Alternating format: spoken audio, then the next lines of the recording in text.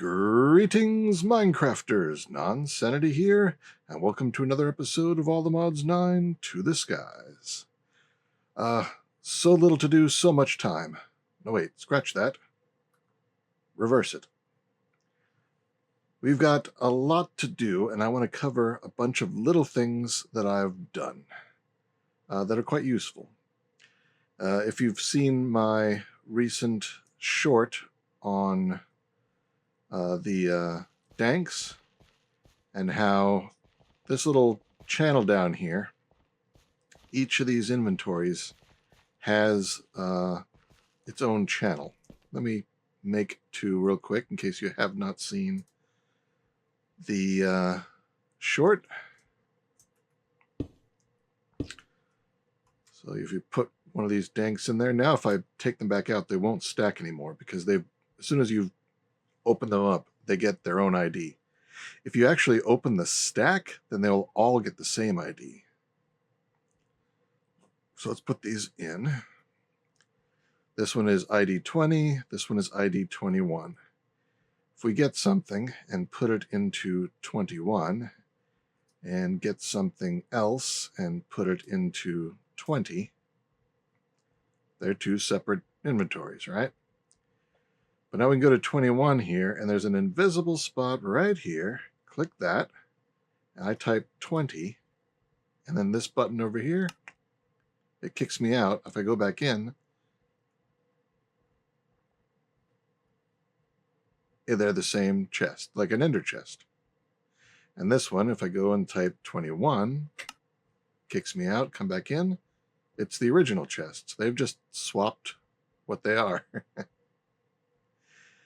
And if I switch this to 11, which is now the replacement for my white ender chest, and go in, you can see all the stuff flowing into my system.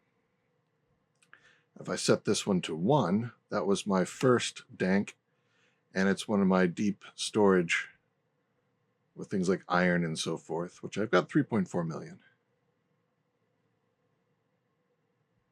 So these are pretty handy. I'm going to set these both to 11. So now they should stack. Yeah, I can put them in my inventory and use them later for returning stuff to the system. Using a dank instead of an ender chest is quite handy because it has a lot more slots than an ender chest, even after hitting the ender chest with a couple of pearls. But they're also very deep slots, so if things get jammed up in my AE system and it can't pull from the chest, then it can sit in the dank for quite a bit before things go haywire at the other ends and everything back stuffs.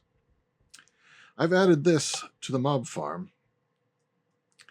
I can see normally it runs, it's not super fast. Actually, nothing's spawning at all. Or they're spawning and being eaten up right away because I'm not using the mob crusher at the moment. But these cog blocks, they're basically like redstone dust trails, except instead of having to be on a surface, they're a block form. And I guess they output to all sides, and there's no limit to the distance, or if there is, it's a fairly large limit, larger than redstone. Because you power any one of these, and they're all going to get powered. And I've got a timer here set to 2 ticks. I click this, click that little checkbox so that you can toggle the blue side with redstone to turn it on and off. And you can see that they're flickering on and off. And now if you look at the mob farm, it is just spewing mobs. So that's a good upgrade if you can handle the mobs. I wouldn't do that unless you can handle the mobs. Like I said, the mob crusher is on top of this yellow block, and this is currently off because I made a mob slaughter factory from industrial foregoing. And I gave it a range of 7, which is a bit big. I couldn't remember how much wider my mob farm is than normal. And all the tier 2 upgrades. And you can see it's clicking away pretty quickly. And it's making meat and pink slime. And both of them are set to output from the bottom. That's coming out through this pipe and into my new favorite, fluid storage. I didn't realize that functional storage had added tanks. which are pretty nice because once you give them a full set of 4 netherite upgrades, they hold 2 million buckets. That's buckets, not millibuckets. 2 million buckets. Because this is a 1x2, there's 1 million of each of the 2 fluids, but you know they're never going to fill up. You can see they're just barely registering in there. And it's got 146,000 buckets of meat and 7,000 buckets of pink slime. So, yeah, plenty. And I mentioned yesterday that one of my wireless connectors was hooked up. Now 2 of them are, but it's the middle one there that is connected to this one. And that is connected to a storage bus with a higher priority for the liquid meat and pink slime, so I can access those from my system. It's also sending up a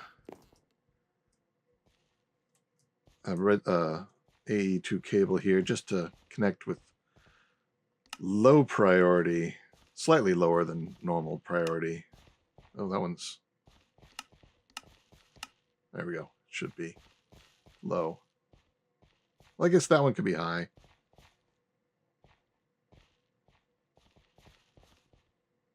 No, let's keep it low.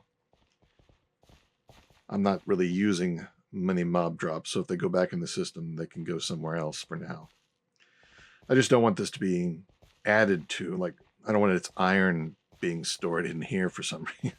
It shouldn't. The iron and wood have much higher priority than the other tanks, but, you know, just in case. I'll keep these lower priority, so they're only a pull out. And only if it's not available somewhere else in the system. But yeah, these are doing pretty good. I'm still letting these lost page of Erdos come through, because if you hold for quite a long time on them, they give you a little bit of XP. Not that I need the XP, but I was hoping it would increase this, but it hasn't moved, so I don't think they count for that. Anyway, the mob farm has not been having any troubles. It seems stable with all of its storage. I get a bunch of those scrolls and a bunch of these receptacles, which all have, let's see, zombie horse, fox, djinn, or genie. I wonder what sort. Spectral wolf, animated head. Okay. Parrot, summoned skeletal steed, summoned horse, llama horse, wolf. I thought there was an interesting one in here. Zombified piglin, Merid. Yeah, I wonder which one it is, or if it's a valid one at all. So those are from occultism. And I think there's a bunch of different types, so I'm not sure what those are. They're stacking, so their NBT is the same, but it might not be valid NBT. I don't know.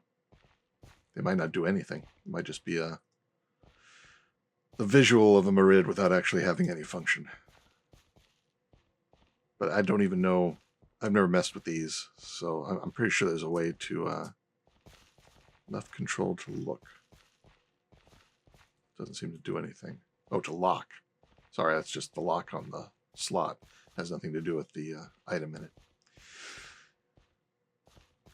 So yeah, so these are available on the network. What next? I took some of the pink slime over here. I loaded some up into this tank, and I used it to make the advanced machine frame, which we will use later. Here we go. So that needs the pink slime. It also needs netherite scrap, which is a slight problem because since I stopped sifting, I'm not getting the scrap anymore. I'm not getting the ancient debris anymore, which makes the scrap.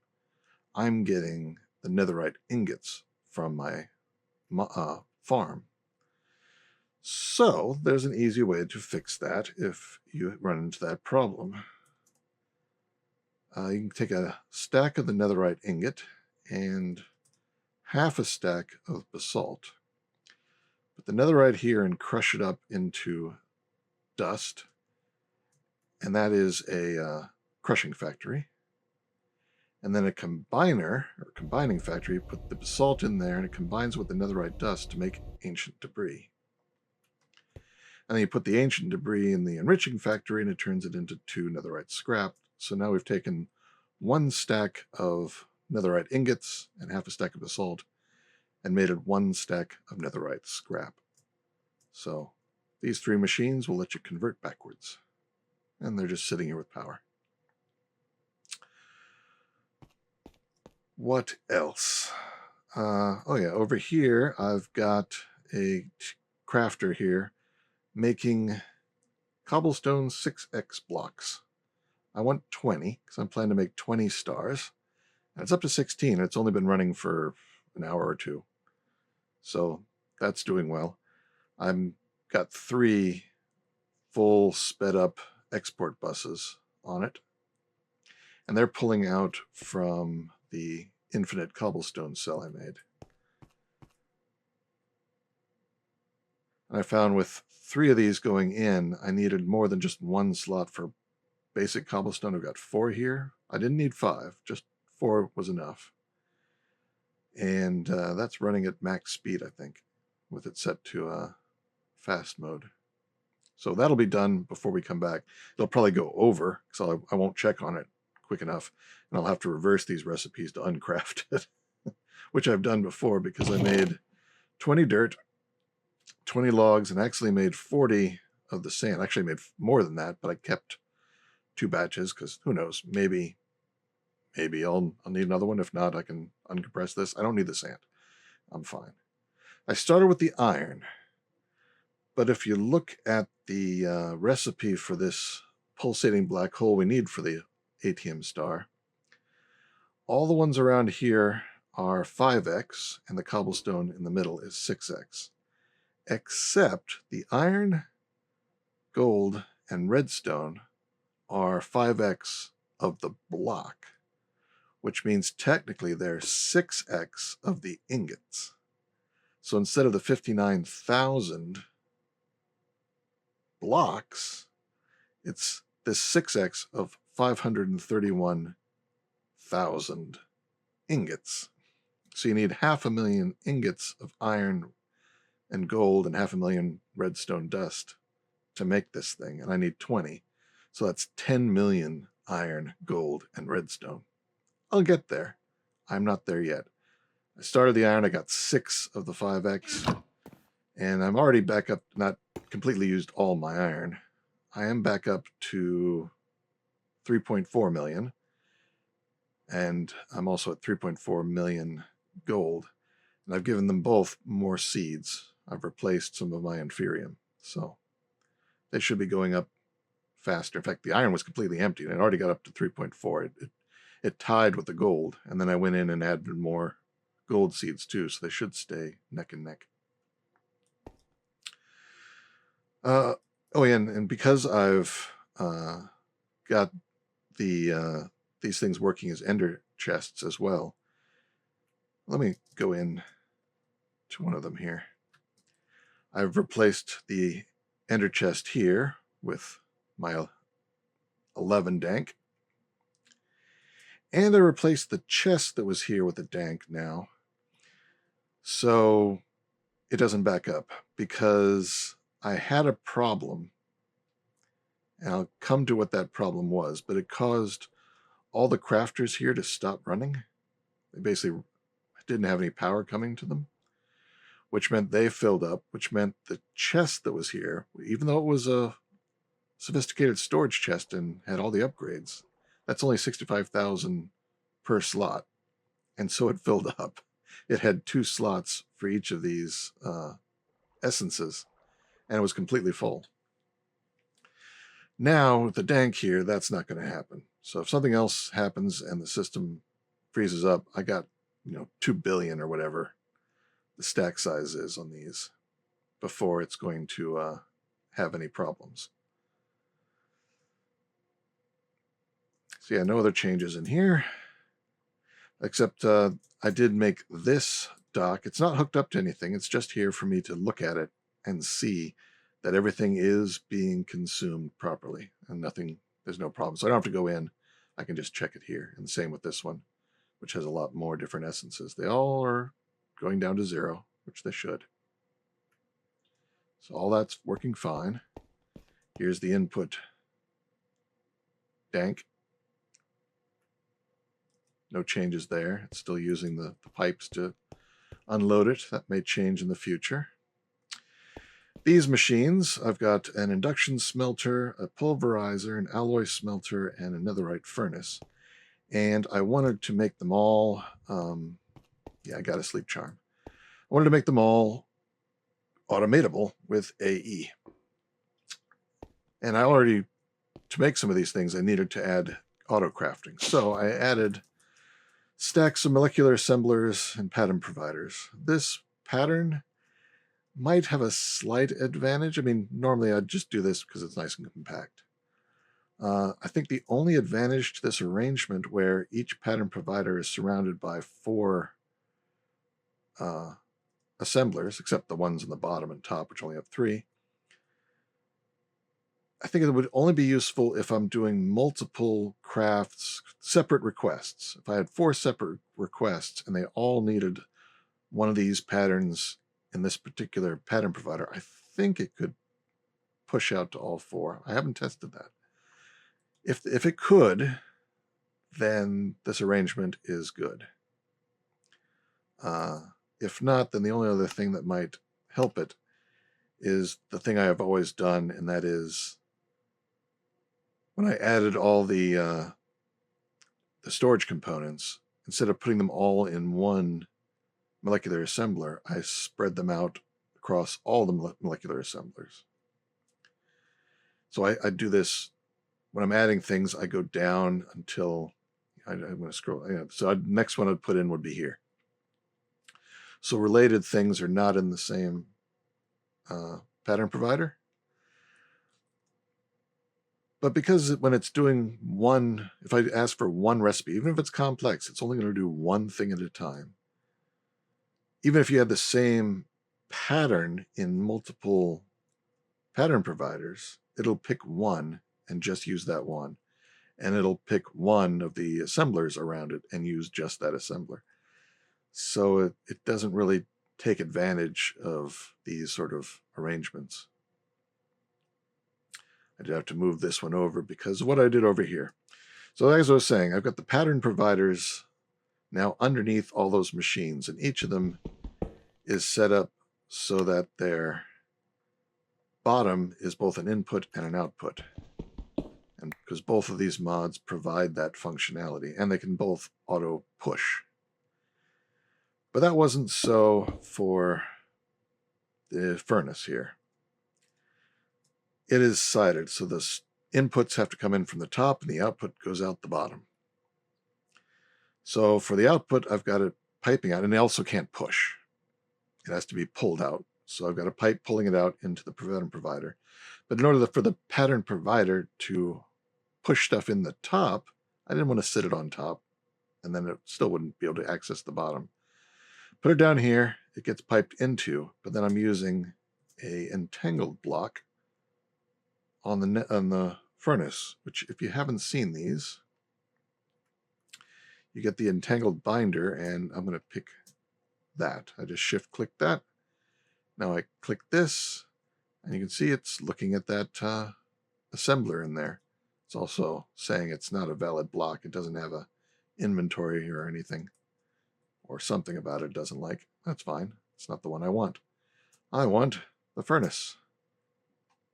Now it thinks it's that furnace, and so when the pattern provider pushes a pattern into it, it's pushing it into the top of this block, which is the furnace, and so the furnace gets it. One of the other aspects I've added is power. These things can now provide RF to what they're touching. This one's not touching it, so I've got this flux accessor from Applied Flux pushing power into this furnace. I did that so I can use a facade above it to hide it from view. So now they're all still embedded in the floor like this, but they are all also automated. So I can access them for manual work whenever I need to, but they're also part of the automation system. That might change. Might have a dedicated system with dedicated copies of these, but I was messing about. Okay, power. Let's go down to the reactor. It too has now got docks instead of ender chests. This one is just hooked up to ID1 because it has the uranium in it. As long as we've got a filter here, it's just piping uranium in there. And this is the input chest, taking the cyanide out and putting it in there. And whew, it is running at max capacity right now. And I'll show you why. Because it's on a different network. It's on yellow of the Flex networks. So if I hop back up and fly over here, I've got a new block. This is from that same applied flux. Actually, it's the same thing that is powering the furnace. Just this is the flat version, and this is the block version.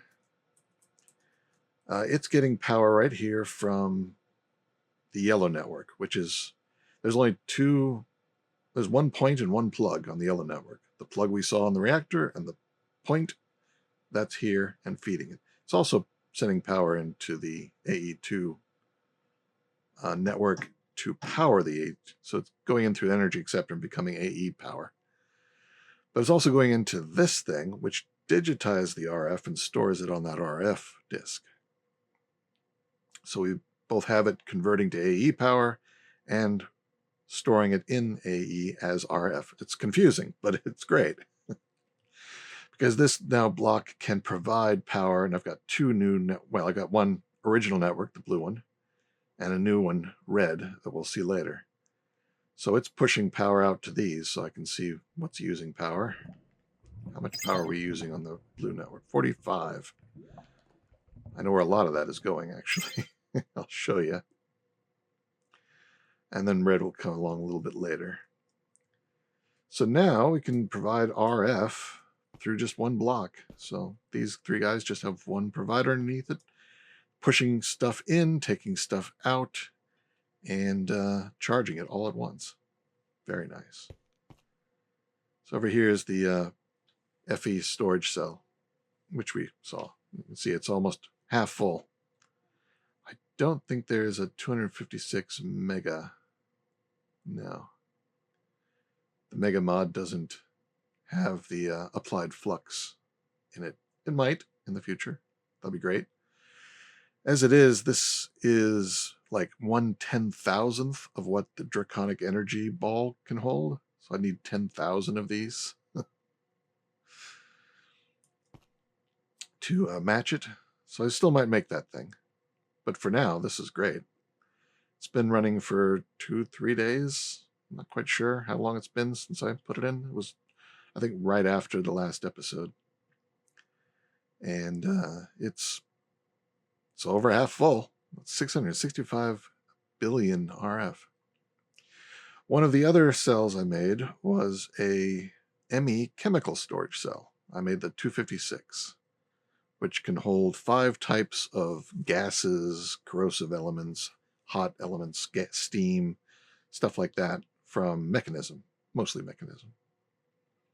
I notice there's nothing in this one, though, because I made an even bigger one. This is the 256K.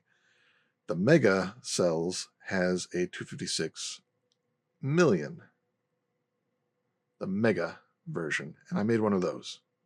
That was a lot of crafting. That's what I needed the auto crafting for. And that one can hold, well, I accidentally, after doing the auto crafting to get me the component, I then did the final step by hand to make the cell, and instead of making this one, the 256 mega chemical storage cell that I intended, I accidentally made the portable one. I was like, oh no, what is I don't need a portable one, especially not one that big. But then looking at the numbers, it's not bad. I mean, this one holds 268 million bytes, and this one's only half that at 134 million bytes. But in losing half the storage, you go from 5 types of gases and chemicals to 18. And since I don't need to hold a ton of any one material, I like that 18. So half as much, yeah, if I need to, I'll make another one. But I like having more types.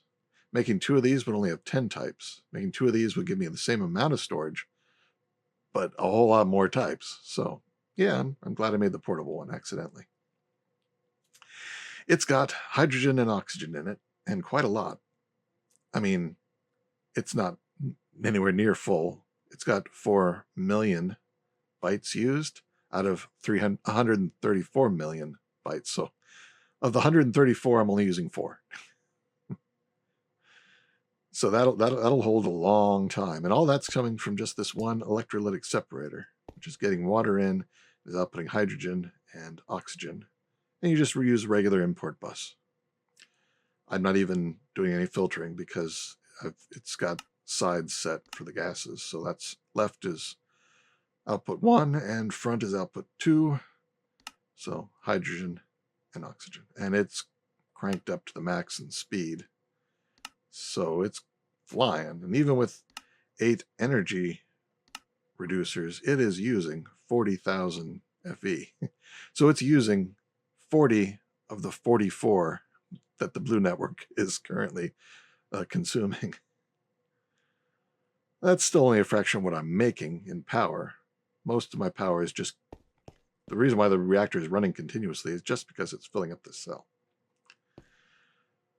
All right, this thing over here, was going to do a talk through for it, but yeah, it's a bit ramshackle. I'm not too proud of it. It works.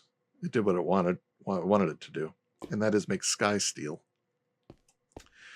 Which, if you look at the recipe, sky steel.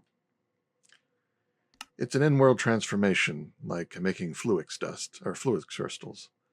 You need a charged Certus quartz, iron, and sky stone. Drop them into lava, and you get 2 sky steel ingots. So a quick rundown of this. I'm using the Immersive Engineering dropping conveyor belt. You don't need the one that has the frame around it. I just liked it for the looks. Otherwise, it's just the bottom part. It doesn't matter which direction it's going, because I am putting things into it using Super Factory Manager. It just drops immediately. I like it because there's plenty of blocks that will drop stuff. The open crate from Botania, but this one seems to be faster than most. It drops everything pretty quickly. Got a demagnetizer that covers that space down with the lava, so I can't pick up what gets dropped down there. And it's got a minimum sized item collector here that is filtered for picking up the sky steel once it appears.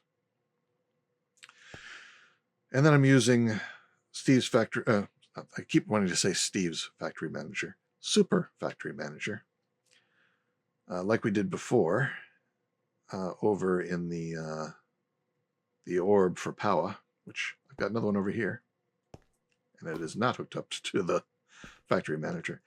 The inventory cable here connects the manager to other devices. So this one's up here to connect to that.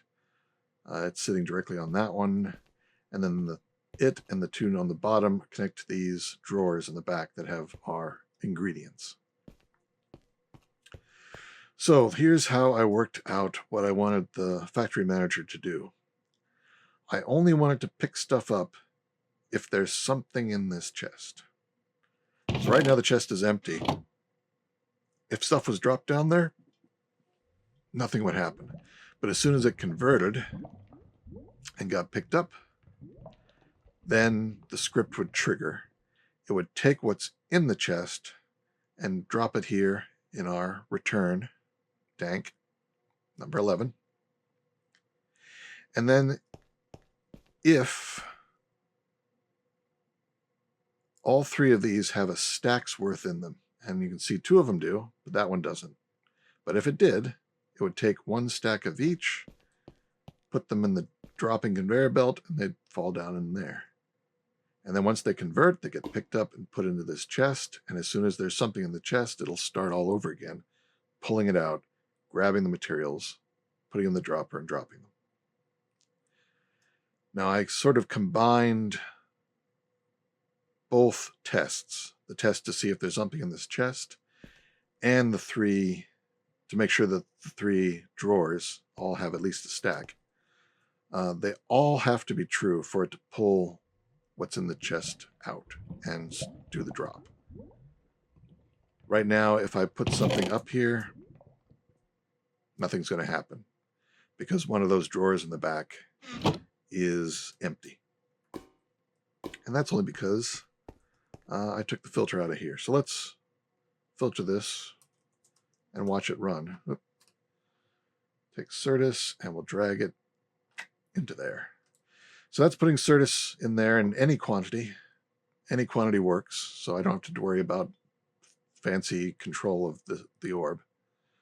This fills it up with 6, and they all get converted almost instantly and sent down here. Now, as soon as that gets over 64, and there's something in the chest, and let's just grab something out of here that's going to go in anyway, and toss it in the chest. So as soon as that gets to 64, this is all going to work. You'll see it drop. There they go. And see, they all dropped instantly. I like the dropping conveyor belt. And they're converted, they were picked up, and they're up here. But they're not getting pulled out because this is still refilling.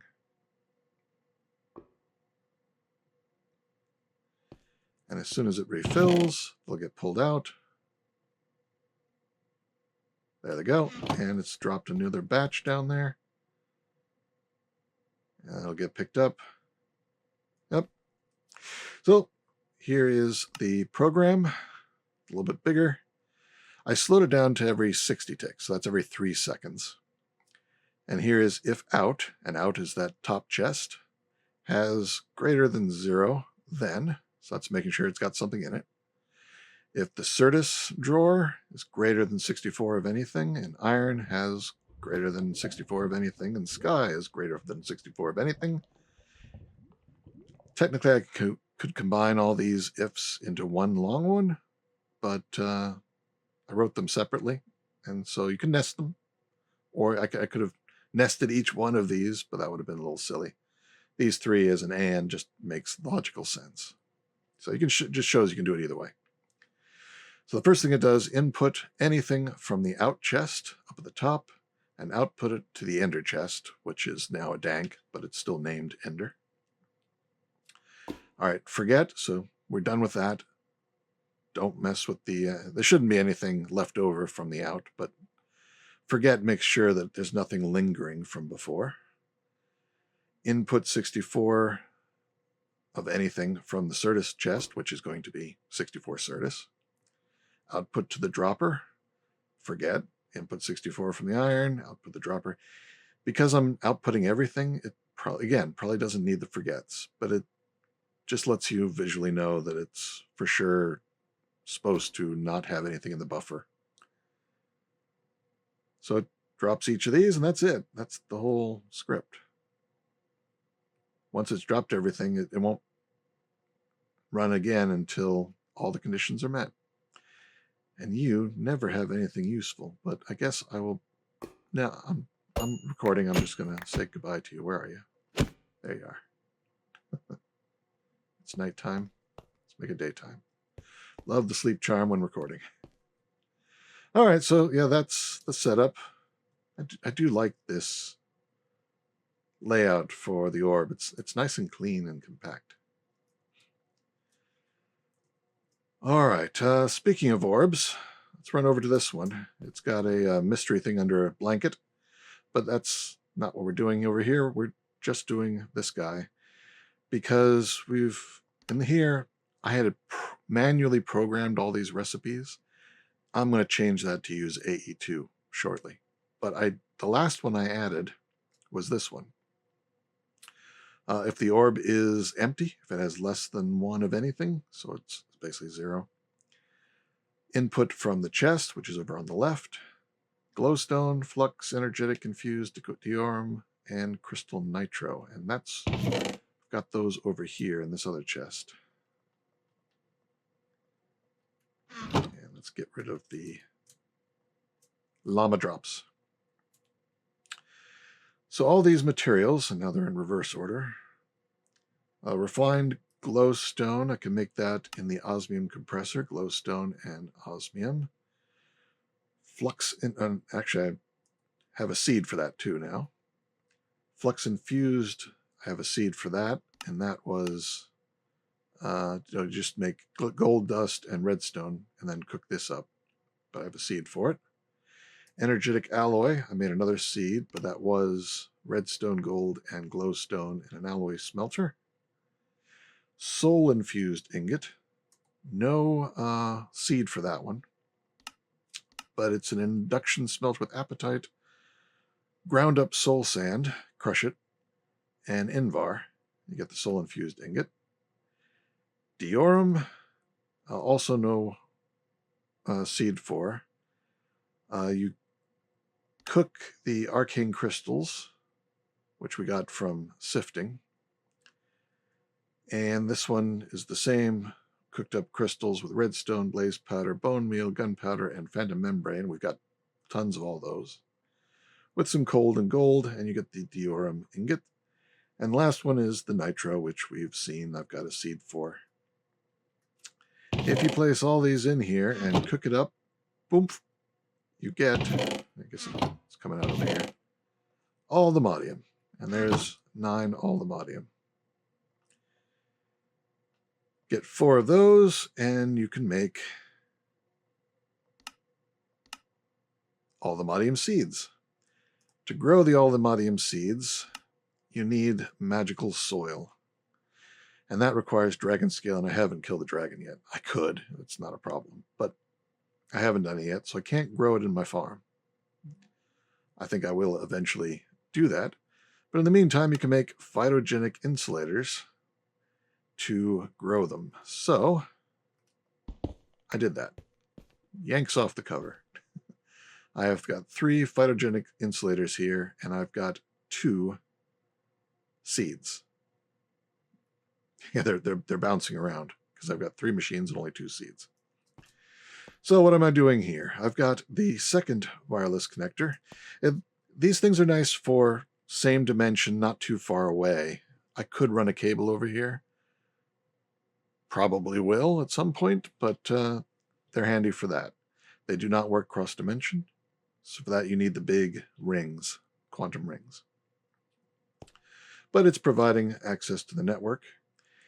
And I've got an export bus here that's exporting dirt, fire, potassium nitrate, and apatite, all of which come from my garden, so they are renewable.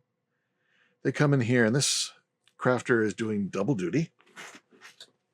It is taking the dirt and fire essence and making sand as an internal recipe. And then it's combining the sand, potassium nitrate, and apatite to make phytogrow. Now it takes niter or potassium nitrate. They are equivalent, exchangeable. So even though this recipe says niter, it's using the potassium nitrate. Those get piped out. I didn't put a filter on this, but that's fine. It's the only thing. That's the only. Well, there's only 2 external crafts, and I do have these remembered, so it remembers this one too. Otherwise, this would completely fill with phytogrow. The phytogrow is the only thing that can be piped into these insulators. Now, and yeah, they're set to take in from the back and output to the bottom. You can add something in the augments that will keep the seeds in this slot. But you can see it's going pretty fast. Not as fast as it could go, but it's what I've got so far since I haven't killed the dragon. I've got 3 of these basically speeder-uppers. Process energy goes up, and a resonant internal component, which also helps with speed. Efficiency is rather low. It's using 344 hour per tick. We can afford it, and this just makes it go really fast. But because I wanted all the slots for these things, I had made the thing that lets it reuse the seed, but I took it out so I can put more speed in. So the seeds come out along with the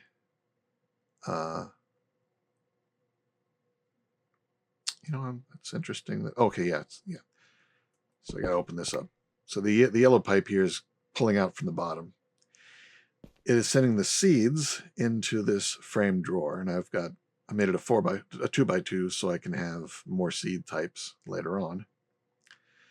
And then it's also going into the bottom of the crafter, and that's how it gets the Allthemodium essence, which it then crafts into nuggets internally. There they are. And then it crafts the nuggets into ingots, and that's an external, and that goes out here. And that gets imported. Only the You have to have this filter, otherwise it'll pull the phytogrow into the system. And that goes back. And then this thing has got a round robin. That's important, or both my seeds will end up in the same machine. So round robin, it pulls the seeds out and sends them back through the existing pipes into the machines. So that's why they're flickering on and off. As soon as it's done, it jumps the seed to another machine. It shouldn't affect the actual output much, if anything. And once I make another seed, then all three will have one. And we still haven't gotten to Botania yet.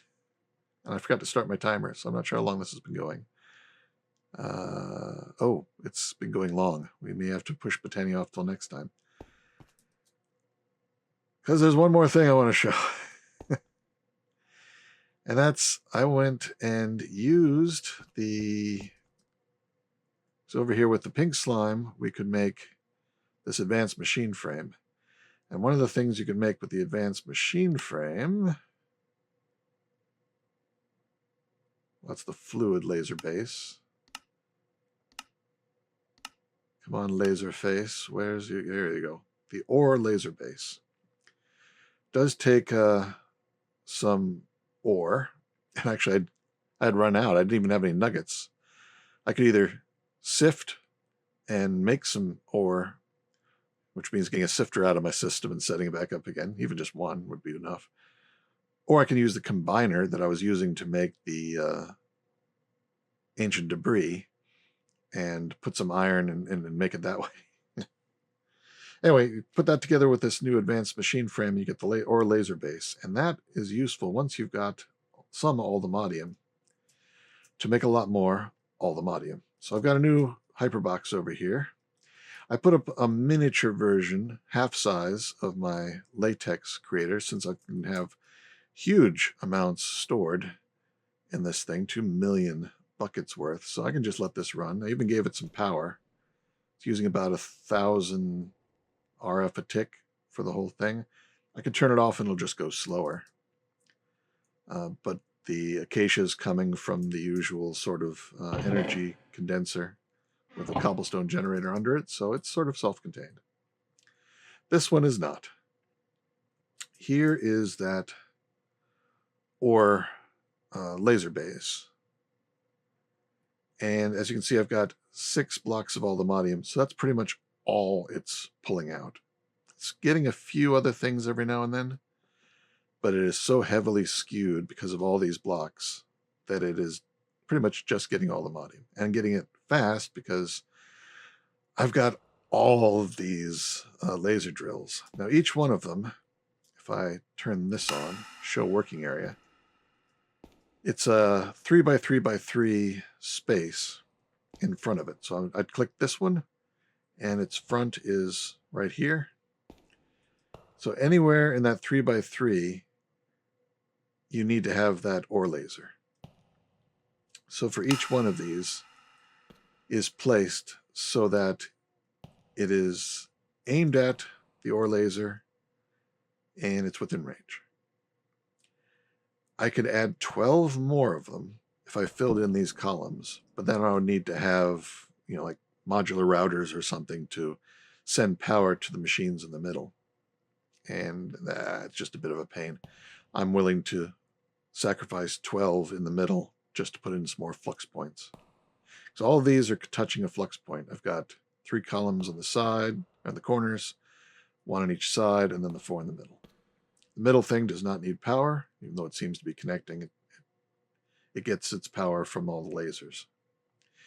And while it only takes 2 of the add-ons, the efficiency and processing, these take the speed as well, and all of them have a complete complement. So they're all running pretty quickly. And then it gets piped out into the return dank. So it's like cranking. But these are all on the red network, and as you can see, it is using, it's only using 20,000 actually. That one electrolytic separator is using twice the power as this whole thing. I hate that electrolytic separator. That's why I set it up so early, just to get it out of the way. Yeah, so we've got Allthemodium. And when I get unobtainium and vibranium, I can either add them here or swap them out if I've got enough. And I think I've got quite a bit of Allthemodium now. I've got 221,000 raw Allthemodium ore. I'll have to cook it up. I'll set up a recipe for that. But yeah, this is working like gangbusters. And now I guess we will have to postpone the Botania one more episode, but I do have a room ready for it. And I've got some project chests in here ready to go. So I guess next time we will come back and do that finally. And this is Nonsanity signing out. Take care, be good, and see you next time.